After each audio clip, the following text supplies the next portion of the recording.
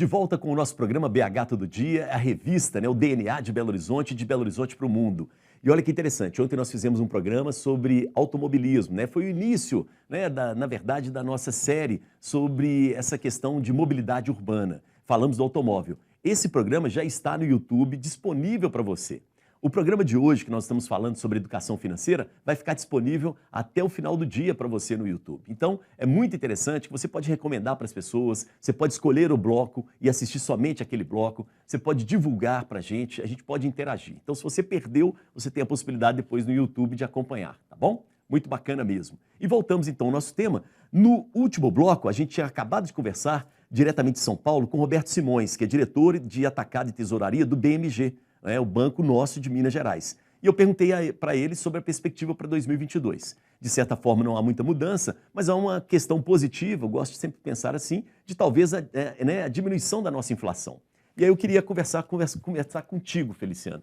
E aí, perspectivas para 2022? Ô Elias, na verdade o Roberto deu uma aula ali, Ele falou quase tudo, eu só complementaria no seguinte: o que me incomoda muito no nosso país, no Brasil, na economia, está muito vinculado à política. Sim, não tem jeito. Não tem jeito, porque a gente depende da política, infelizmente, então você tem. Já é difícil você manter a economia estável e ainda depende de uma briga política, essas coisas. Isso. Então, isso me incomoda muito, A Cris que trabalha nesse setor de pequenos empresários, o próprio Imagina, Roberto. A mudança na legislação o tempo inteiro, Nossa, é muito complicado. Provisória. Então, eu tenho muita preocupação quanto a isso, a questão política. Eu que trabalho com preços, eu vejo esses aumentos de preço acontecendo com muita intensidade, me preocupa muito isso, porque, como o Roberto falou exatamente isso, vai chegar num ponto que eu falo muito que é bater o teto. É o quê? O consumidor não consegue, não suporta mais aumento, então ele deixa de comprar. Aí o varejo começa a ter que reduzir ou estabilizar. Quando está estabilizado o preço, não quer dizer que melhorou. Pelo menos parou de piorar, entendeu? Entendi. Então, o que acontece? Vai parar de subir, porque o consumidor não vai conseguir comprar, vai começar a sobrar mercadoria em lojas, alguma coisa nesse sentido. E o varejo emprega muita gente. O varejo emprega muita gente. Nessa área também, exatamente. E aí, o que acontece? Bate no teto e começa ali a manter nesse patamar que está muito alto.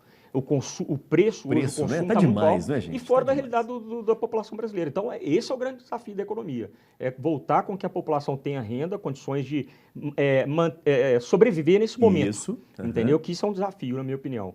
Entendeu? Então, o que eu, mineiramente falando, eu prefiro esperar o pior e que seja melhor. Entendeu? Então, assim, você fica assim, naquela expectativa, nossa, vai ser um ano difícil.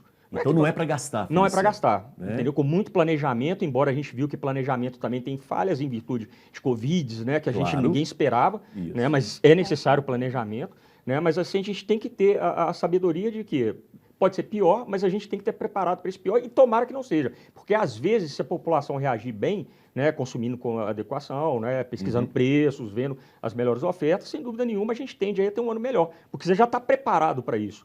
Pior é quando você está numa expectativa muito boa, aí vem um Covid, vem uma situação, coisa que você pega todo mundo com pires na mão. Feliciano, rapidamente, IPVA e IPTU, vale a pena pagar à vista? Na minha opinião, vale a pena pagar à vista, principalmente IPTU com desconto de 10%.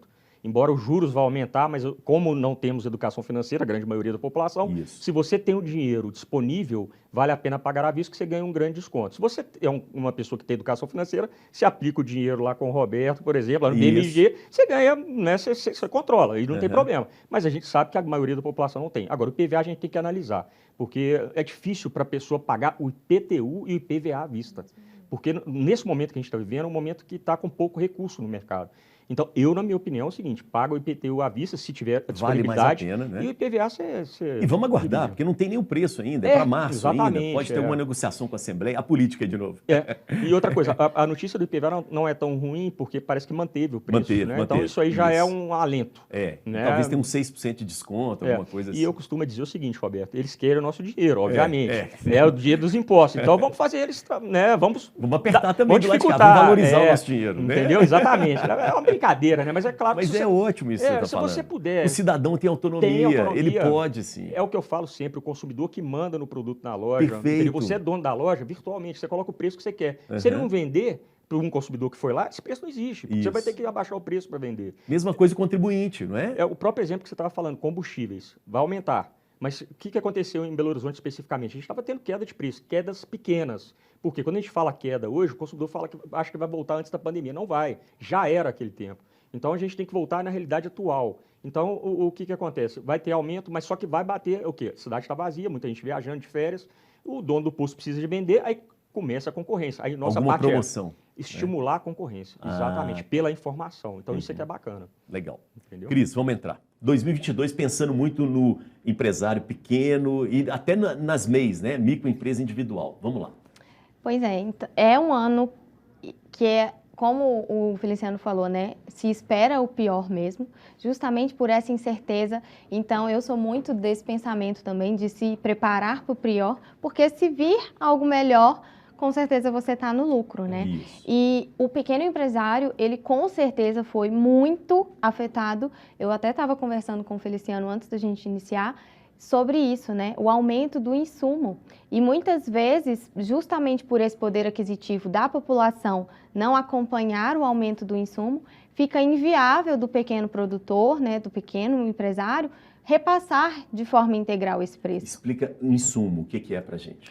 Os materiais, né, que são utilizados, por exemplo, eu atendo muito no ramo da confeitaria, são realmente os ingredientes. Os ingredientes, né? Uhum. Então, principalmente no ramo alimentício, né? A cada ida ao supermercado, porque muitas fazem essas compras diretamente no supermercado e não em grandes fornecedores, bem justamente lembrado. Pelo volume menor.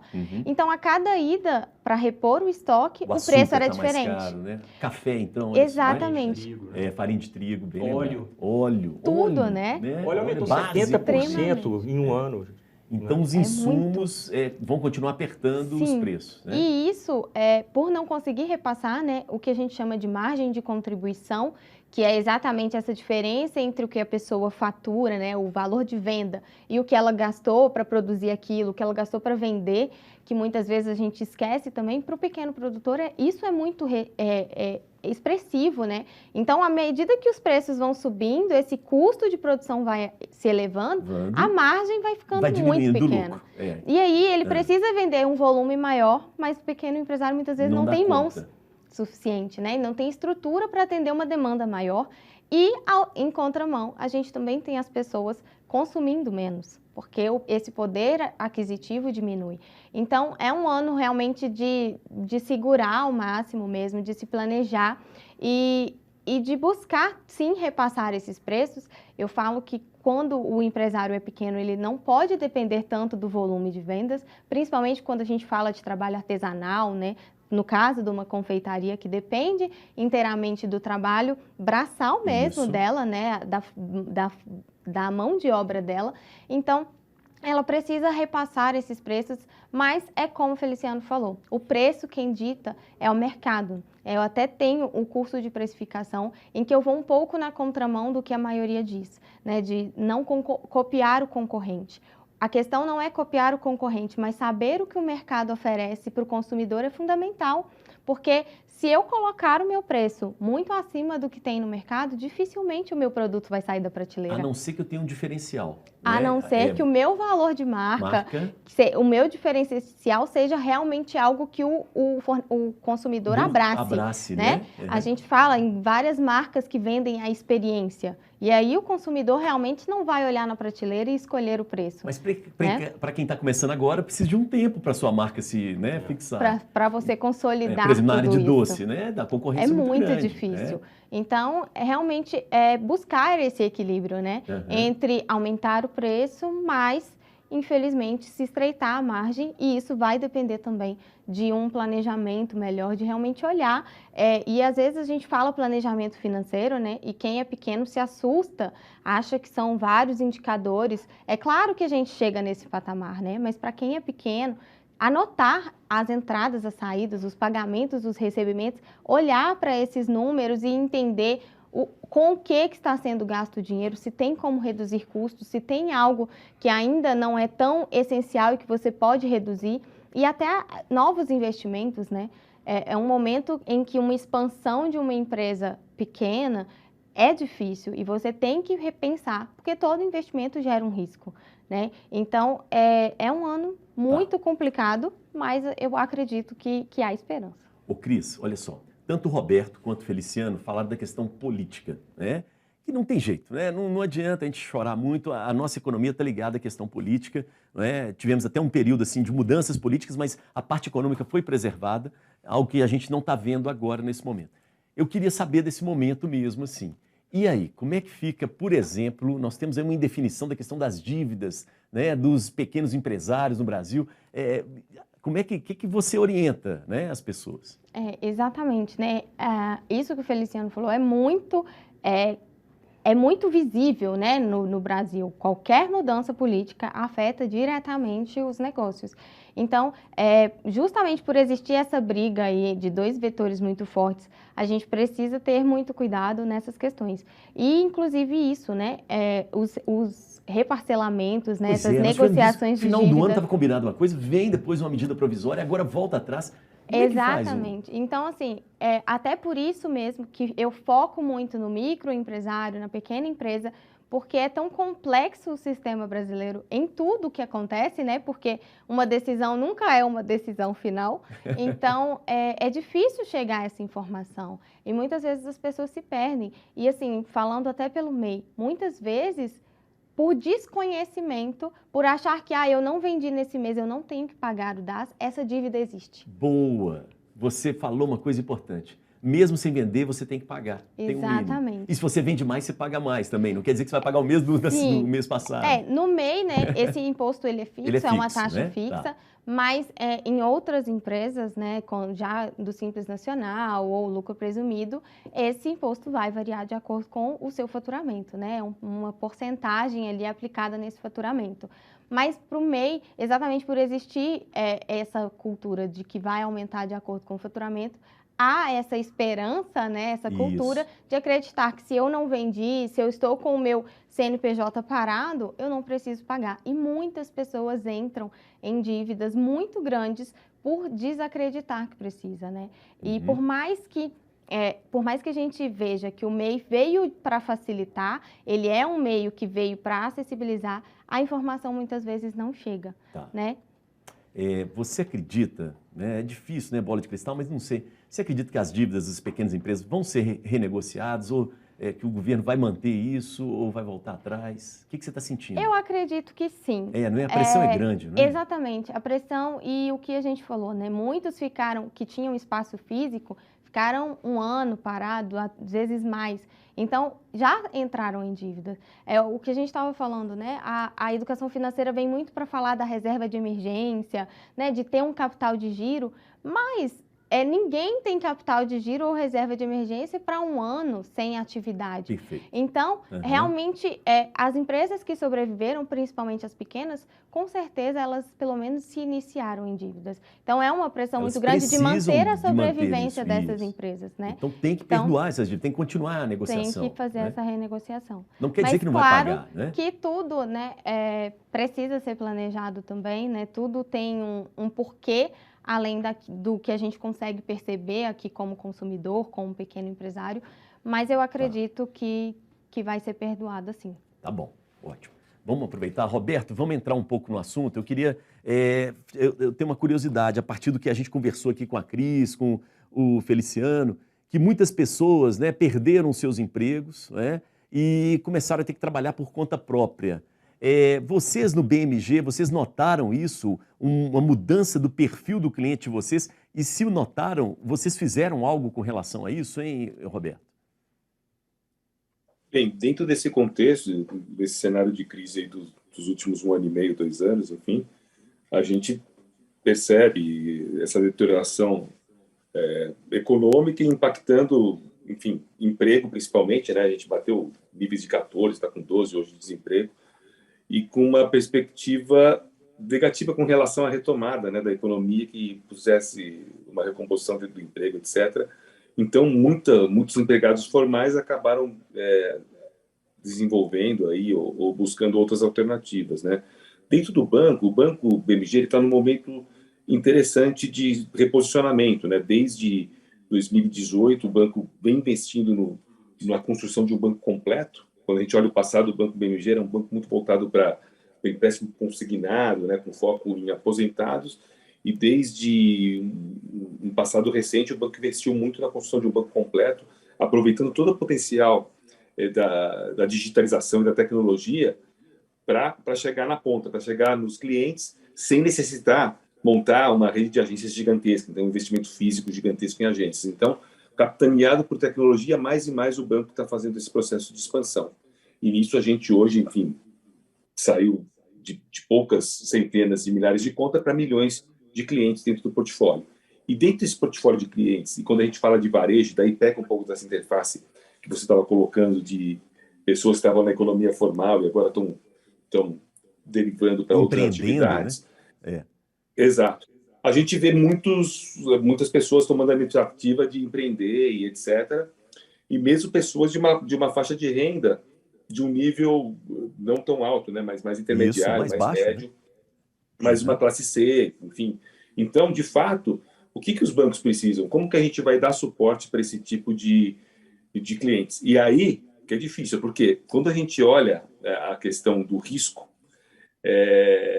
e a modelagem de crédito que a gente tem que impor para produtos com relação a conseguir ter uma capacidade de rentabilização e endereçar a perda potencial, mas de uma forma que potencialize que o produto fique de pé e continue sendo um produto que a gente possa oferecer para todos e aí ajudar realmente a questão do cliente, esse é o grande desafio. Então, mais e mais, o que a gente tem feito no BMG, que isso vai derivar justamente para essa questão de como atender melhor o cliente. O banco tem investido muito em tecnologia, no sentido de identificar, dentro dos múltiplos sinais hoje que são oferecidos pelas mídias sociais e outras coisas, com inteligência de dados, trabalhar melhor os motores de crédito para, sim, poder oferecer produtos e linhas competitivas para a população de uma maneira mais geral. Tá? Isso depende muito do investimento em tecnologia. Então, esse ponto que você colocou, Elias, a gente está trabalhando e está investindo nesse conhecimento para, aí sim, conseguir chegar na ponta e dar essa solução para os clientes. Mas hoje também tem surgido dentro do mercado novos produtos ou algumas operacionalidades que também estão endereçando algumas questões de como o cliente pode conseguir acesso a crédito de uma maneira não criativa, mas pegando um pouco de outros alicerces para alavancar o crédito. Por exemplo, hoje, desde o ano passado, a gente tem uma modalidade que chama Saque Aniversário FGTS. Todo mundo da iniciativa formal, a gente contribui lá e vai fazendo as contribuições e isso gera uma poupança. Existem produtos que você vincula justamente antecipar aquela poupança que está dentro dessa conta para o futuro. Você pode antecipar num banco de forma que você tenha acesso a esse custo com a garantia da cessão daquele direito sobre aquele valor no futuro. E aí você consegue linhas mais competitivas e mais baratas. Então, nesse ponto, eu acho que sim, a função do banco é conhecer melhor, segmentar bem o cliente, porque daí você consegue dar um produto adequado para ele, mas também tem outros produtos que você consegue utilizar o arcabouço de proteção futura que essa pessoa tem com as contribuições que fazem e antecipar esse dinheiro de uma forma pontual para ele com um custo interessante e competitivo. Do lado das micro e pequenas empresas, eu acho que quando a gente teve um grande impacto em 2020, principalmente, e aí sim, fecha todo, né? O mercado se fecha, você não vê o crédito fluir, acho que foi muito importante uma atuação principal do governo, né? Quando ofereceu algumas linhas com garantias, com aval do próprio governo no Pronamp e tal, que deram algum fôlego para um custo adequado naquele momento e foi muito importante. A primeira camada de sobrevivência daquele perfil de menores empresas e naquele momento.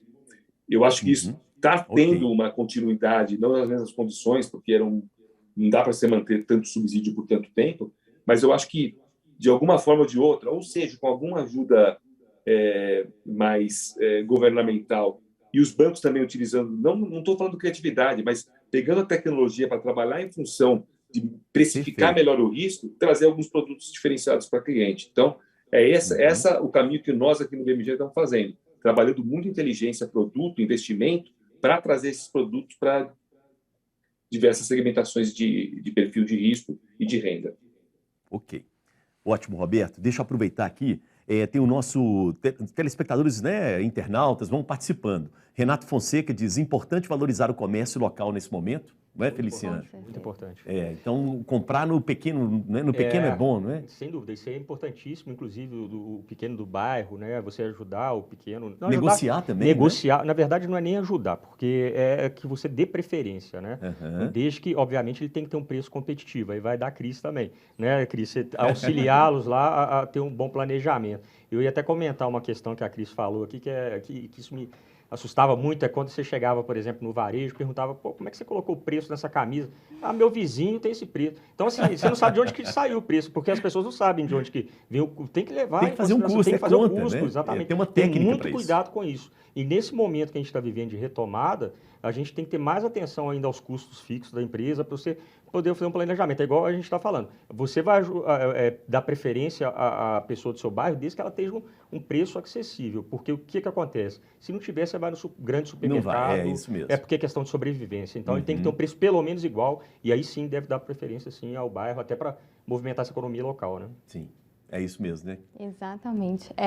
E assim, esse é o desafio, né? Um pequeno empreendedor que às vezes trabalha dentro da própria casa, brigar, né, entre aspas, com um grande supermercado, algo assim, é difícil, mas a gente precisa realmente manter esse trabalho de ter um preço competitivo, né? Às vezes, e até observar a viabilidade do produto, porque o que acontecia muito era isso também, né? As pessoas simplesmente copiavam o preço, mas não observavam o quanto custava para ela pôr aquele produto à venda. E aí não adianta vender também para ter prejuízo. Então, às vezes, até de você mexer no seu mix de produtos, né, no seu cardápio e encontrar produtos que sejam mais viáveis nesse momento. Porque, às vezes, principalmente quando o pequeno é artesanal, né, quando tem esse afeto ali, as pessoas se apegam ao produto. E por mais que percebam que não tem a margem, às vezes acaba insistindo naquilo ali e o negócio vira uma bola de neve, né? Deixa eu postar um pitaco importante. Na volta, espera um pouquinho, segura aí. Isso é importante. É importante, nós não vamos perder não. Nós vamos para o intervalo e voltamos já e daqui a pouco nós vamos falar mais sobre a pandemia também, tá bom? Intervalo e a gente volta com o BH Todo Dia, Educação Financeira é o nosso tema. Vamos lá.